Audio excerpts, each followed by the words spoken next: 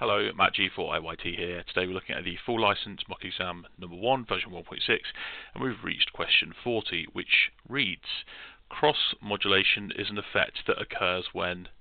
Hang on a minute.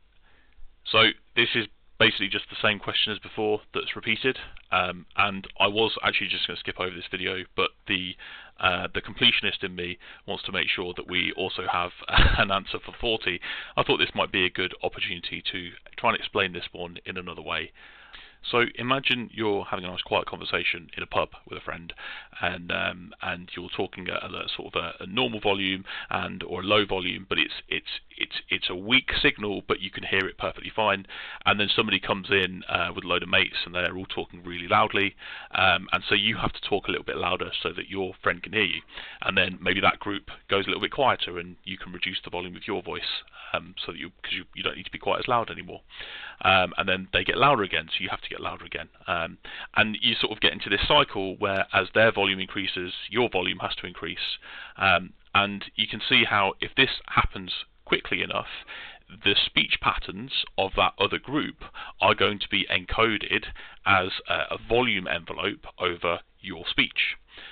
So if your response to that other group getting louder was really quick, you'd be able to capture all of their speech information in the changes in volume in your speech. Now, of course, in a radio receiver, we've also got to deal with the idea of non-linearity in devices. So you'll recall that a device such as a transistor, which would form part of an amplifier, has something called a linear region.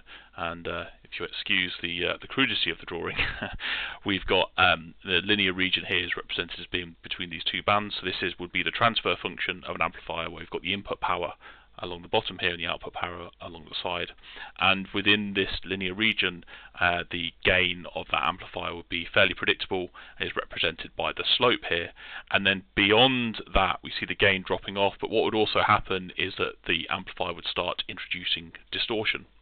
So if we imagine we've got our volume is at, say, this point, and then this other signal that is cross-modulating our signal suddenly pushes it up outside of this linear region, we're going to start to get distortion on the output, because we're pushing this device to the point where it will start distorting.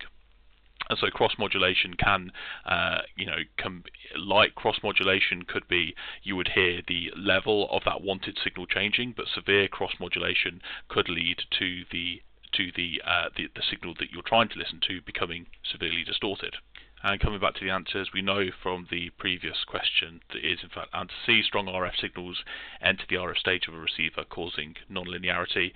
But just for completeness sake, let's go and check the answer at the bottom. We can see, of course, for question 40, it is in fact answer C. Thank you very much. I'll catch you for the next one.